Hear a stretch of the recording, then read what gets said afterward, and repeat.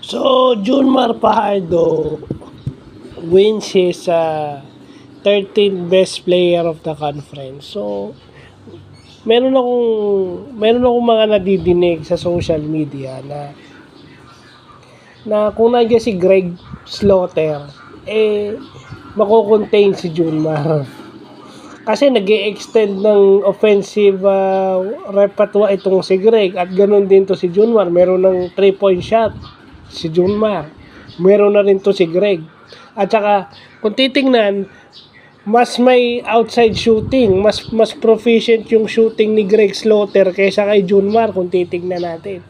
Tsaka Greg is a few inch taller than Junmar Fajardo, pero bakit nyo naisip yan, no? Kasi nababaliwala yung schemes. Hindi naman kakayanin ni Greg na bantayan si Junmar the whole game.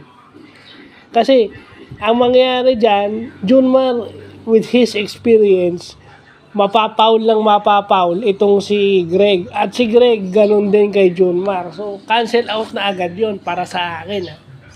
Cancel out na yon.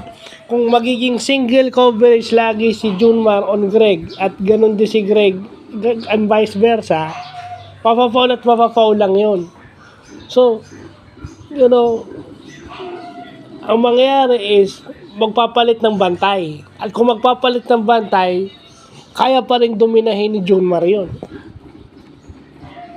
Kasi yun ang hindi naiisip ng iba na players no, habang tumatagal, yung makagaling na players, including Junmar Fajardo, natututunan nilang kumuha ng foul o dumilihin siya ng foul, yung foul baiting. Natututunan nila yan. Hindi yung flop yung talagang honest na kukuha sila ng foul. Yun yung hindi napapansin ng mga magagaling mag-basketball. So, and besides, Greg is hampered by injuries also, no? Yeah. There are times na ang babantay kay Greg is si Mo. At ang babantay kay Junmar is ang babantay kay Greg is si Mo. Ang babantay naman kay Junmar is yung, halimbawa, kung sa TNT yan, si Eram o si Kelly, di ba? So, hindi mo rin masabi, no? Kasi, with his Junmar can also run the floor. Kung kaya na ni Greg tumakbo, sino sa kanila yung mauna? So, cancel out na yon. Kasi, nabasa natin sa Facebook na kaya pala naglaro si Roger Pugoy o si RR Pugoy, kawawa naman to. Pinilit niyang maglaro kasi si Kim Aurin daw na kapitbahay natin, na bata natin yan, meron daw box passer. So tingnan nyo yun. Malalim na yung bench ng TNT pero nagpilit pa rin si RR. Kaya pala mas may playing time sila in season, di ba? So, yun yung hindi natin minsan na kailangan kahit dapat gamitin yung buong bench. Kasi hindi natin alam habang tumatagal yung tournament may ma-injured na player di ba? So yun lang, kasi si Junmar is playing heavy minutes, nagigilas pa yan, di ba? So sana yun ang makuha ng mga bawat team dito sa PBA, na gamitin yung bench. Kasi nag-invest kayo sa mga, tingnan nyo yung Hinebra na lang, di ba? Yung Hinebra na lang, binoto sa All-Star Game yung mga player ng Hinebra, pero bihirang gamitin so ibig sabihin naniniwala ang fans na kaya nilang maglaro, di ba? So with Junmar winning his 13th BPC, siyempre ayan na, may makakatulong na siya, si Mo at saka si Rodney, di ba? Minsan ang partner niya sa loob si Mo, minsan si Rodney, di ba? Minsan sabay si Mo, si Junmar, o si Rodney tsaka si Junmar. So, importante yung role ni Mo Tautua at saka ni Rodney Brondial kung bakit nananalo ng 13 na BPC and possibly 10th MVP itong si Fajardo. Huwag nating maliitin yung part na yon.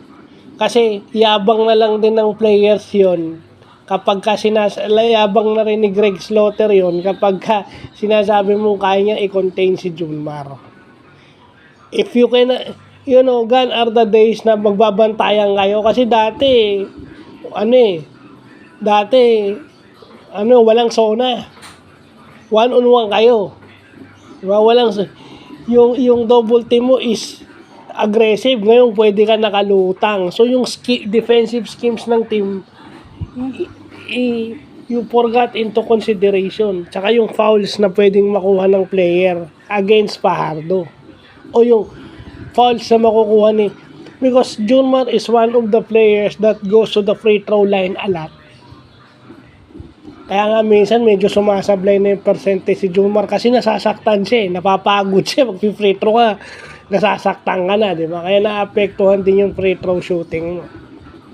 So sa akin, mahirap yung ganyan. No? I mean, Junmar, sasabihin ko kasi si Junmar lang yung malaki, si Junmar lang yung ano. Anong magagawa nyo ron? Kung talagang magaling siya, di ba? Kung talagang magaling siya na talagang naiisa, talagang talo lang ngayong kahit sinong bumantay sa kanya. Di ba? Hindi tayo pwedeng mag-judge ng ganun kasi yung schemes nawawala at saka yung fouls, kung talaga nakakaintindi kayo ng basketball, yun. So, yun lang pa.